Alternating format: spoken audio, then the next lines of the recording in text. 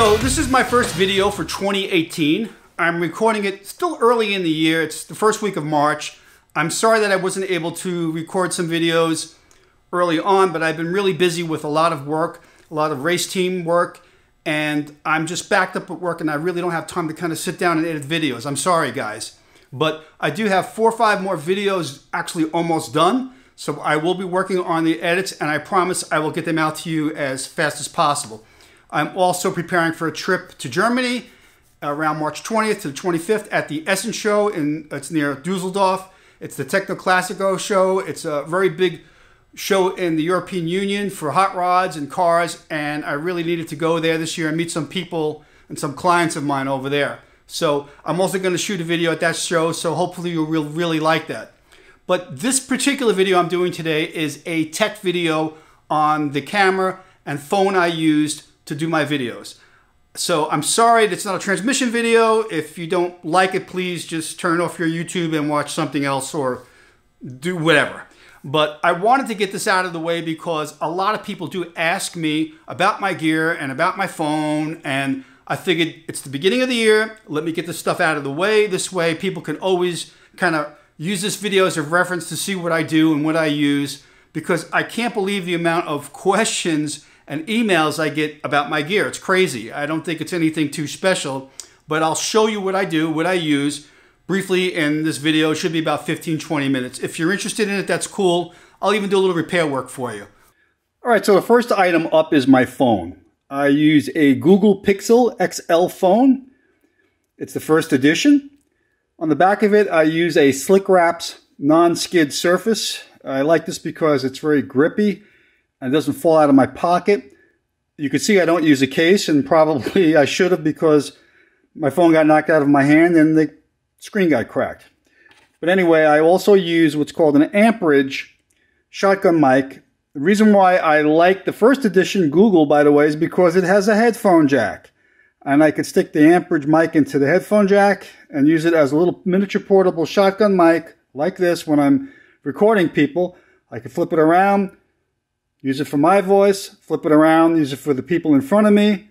These shotgun mics will cut out any ambient noise on either side of it to some degree.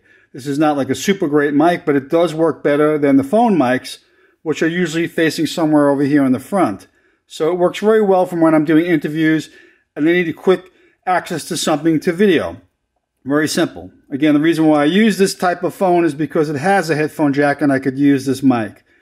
And also the Google Pixel phone happens to have a very good camera with extremely crazy good image stabilization during videos. Sometimes actually too good. But obviously my phone is cracked and busted up, but maybe I should just fix it right now.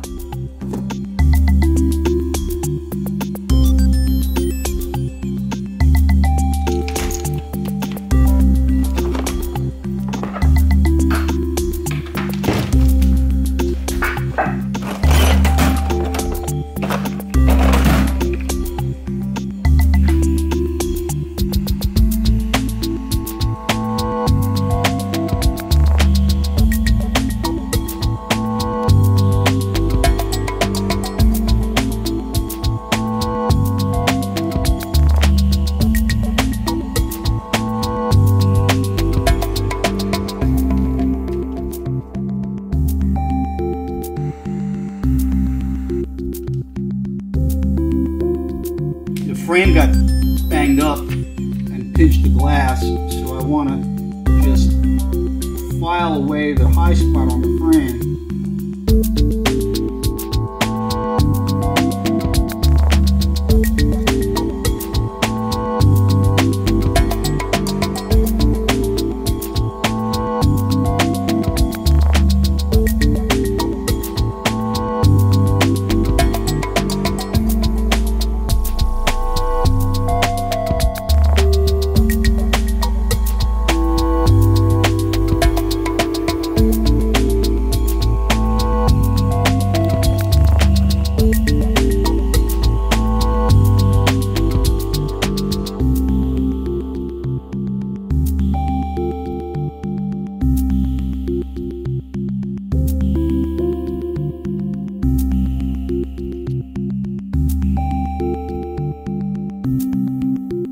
Right, so one thing you can see on my phone here is these are the areas where it actually hit the concrete, and it hit it right on the corner, and that's why the glass cracked. You could see the little chip marks on the edge of the phone.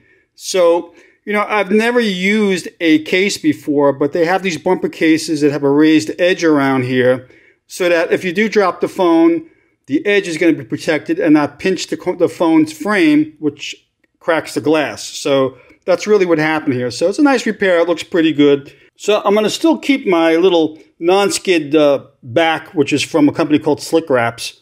I'll leave it like that. But what I got is this bumper case from a company called Rhino Shield. It's supposed to be a really good bumper case. You know, here's your typical unboxing video, you know, where you take it out of the box and you throw this away and you say, oh my God, look at the great quality of the packaging and the lack of branding and all of that nonsense. But supposedly this case has some sort of like honeycomb webbing inside that's supposed to be part of the design that is supposed to absorb some cushioning to it. So you can see it kind of has a little tang on the back over here. And so you're supposed to put this in like this from the top, catch the bottom first, bring it around, snap it in, and that's your bumper case. It's all done. So I chose red because I'm in a shop, and the reason why I like to have red on the phone is so I can spot it easily. So let's talk about my cameras. My cameras, I have 3 cameras that I use. One is the small Sony RX100M3. It's a pocket type camera, point and shoot. It shoots amazing video in a very small compact form factor. Now that camera has also a flip up screen that you can use so that you can simply flip it up and look at yourself as you're doing your video work. A lot of people use cameras like that in video vlogging that you see all over YouTube. But I use that camera because it's very dependable and stable and focuses fairly quick.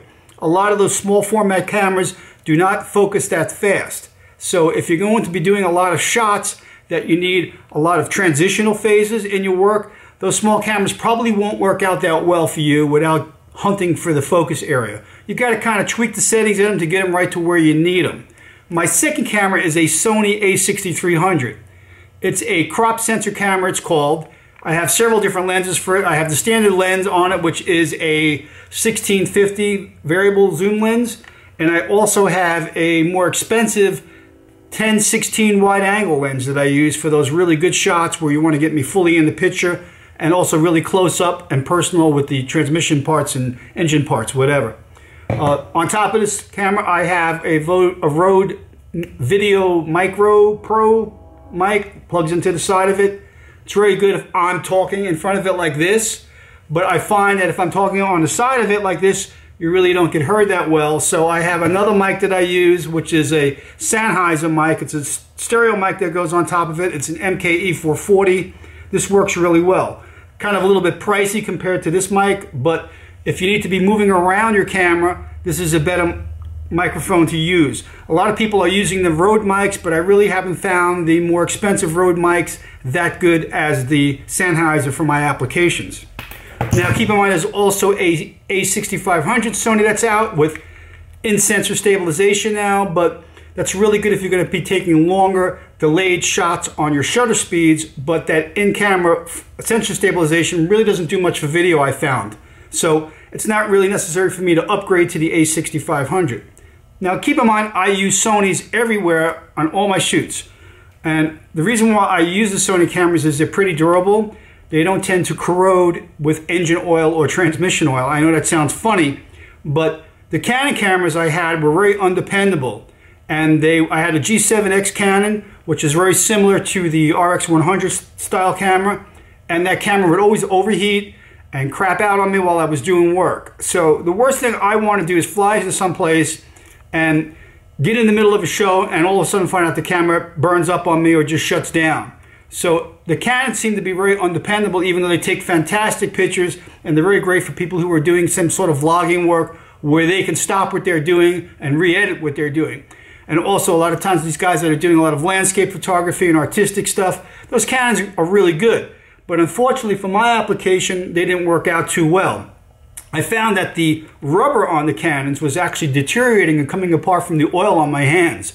So the cameras were really not as chemical resistant as funny as the Sonys. And a lot of people don't ever even think that that's an issue, because they'll never do that. But they get quite dirty, my cameras, and the Sonys have never broken on me, and that's amazing. Now, the other camera that I use is the Sony large frame, full frame camera called an A7II. Now, the reason why I use that particular camera is mainly for my published work and my books. It's pretty much just a full frame camera is what they call it, and I use a prime lens, a 35mm lens, or a 55mm lens on those. But primarily, I'm using for a lot of still photography and also for some book work and some crystal clear shots that I need for my publisher. So that's it on my cameras. Keep in mind, though, that on all these cameras, the Sonys, what I also like about them is that the format factor on all the cards, going from small, medium to large, is all the same. So the directory structure on the cards is all the same. So once you get familiar with the directory structure in these little SD cards that are in the camera, they all work all the same. So I can switch this card into another camera, and what I usually do is I actually change each camera has its own name for the file, so that I can actually flip these cards and one card in every camera if I need to, and I'll know what camera shot that photo or that video. I also tend to use Lexar. These are Lexar 1000 speed professional cards on all my cameras. Whether I get the 64 gig or the 128 gig cards, they also seem to work very well. Another little gadget that I've been using is this PNC grip. Screws onto the bottom of the camera like this. They call it like a pistol grip for a camera. And what it does is it gives you a better center point for doing video work. I don't really carry around gimbals or any fancy stabilizers because, again, it takes space. I don't have the space on me. I don't have an assistant on me. If you tend to kind of hold the camera like this, it tends to want to shake more like this. The longer the lens you have, the wider the lens you have, you're going to see more shake and more unstabilized footage. If you kind of hold it like this, you're holding it more on the center, it doesn't tend to move around much.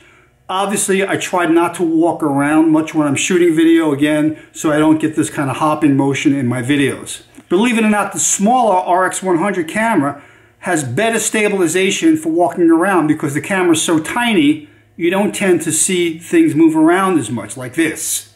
You know, so it's a really better camera if you're kind of doing walking shots. I have that in my pocket. I have this camera holding. I'll take it out and shoot with that one sometimes. So when I'm at a trade show or I'm in a shop and I need to do something, cool thing about this grip is that I can kind of reach over like that and kind of shoot, you know, something that's maybe over a shelf or on a shelf or some parts behind something. So part of it is being able to access things. A lot of times if you have a bigger camera, it's very hard to kind of hold it like this, especially the big full frame cameras. So I very rarely travel with the full frame camera unless I'm going to someplace really nice. Unless I want some cool pictures for the, the family photo album. Not. Another item I use is the Joby GorillaPod. I have actually 3 of these in different sizes. This is the large one with the ball head, then there's 2 smaller ones that I use. Now I've been using these Joby GorillaPods and kind of universal tripods for years. Nobody really ever influenced me. I know a lot of YouTubers are using these now, but I started using these probably about 6 or 7 years ago. I even think before the Joby actually came out with this version, because when I'm in shops, a lot of times you don't have the ability to place a tripod someplace convenient. So these work out very well for me in oddball situations where I need to have something clamped to something and be able to get that shot, and a tripod just won't fit in. So the Sony camera is a great camera. I love these cameras. This is my full frame camera that I use for taking mainly publishing shots and some really clear video if I need to. But the problem with any of the Sony cameras, the A7 series and the A6300 series, is that they have these little metal dangling clips here for your strap. And unfortunately, those clips will bang against the camera and create noise when you're doing video. So I cut the clip off and it just leaves me like this little metal piece here. Now there's a company called Peak Design that makes camera straps and leashes that use these little quick connect buttons. And they're small enough to fit inside these little holes here. So you can put these things in here like this, slide it in, slide the button through it again this way. And now you have a quick connect for a camera strap, or at least you can put it on both sides of the camera or just on one. Now I use a leash So I'll show you that leash now, what that looks like. So Peak Designs calls their leash a cuff, and it's the same thing. This is what it looks like when it comes out of the box. Another typical unboxing video. You take it out of the box, throw the box away. It comes with a little cool case. I don't really use the case. And this is what the cuff looks like. So these little attachments fit simply right in here like this. You slide them in. Bang, they're in, ready to go. You can put this cuff on you like this now. Tighten it up. Now your camera's safe. Wherever you go, you're not going to let it go. It's not going to go anywhere. These are very strong, these attachments. And the other thing too is you could simply pop this off like that when you don't need it. And also, apparently, it kind of goes like this. It's got a little bit of magnet on it so that it holds itself in place. Really neat. So these are one of the things that I use for quick work when I'm, running and gunning. See how fast it is? Like this. Very simple. Disconnect. Boom. Like that. Very simple. So again, this is the Peak Design cuff. That's another one of my accessories. It looks really good. Works well. Comfortable too. It's not too bad. The only thing that I would worry about is that because this is magnetic, don't put it next to any credit cards or anything like that that could be ruined by a magnet. But other than that, works great. MePhoto makes a bunch of different types of nice aluminum tripods that are really compact. And I carry this one with me. This is called a backpacker version. The legs will fold up like this. They can fold flat.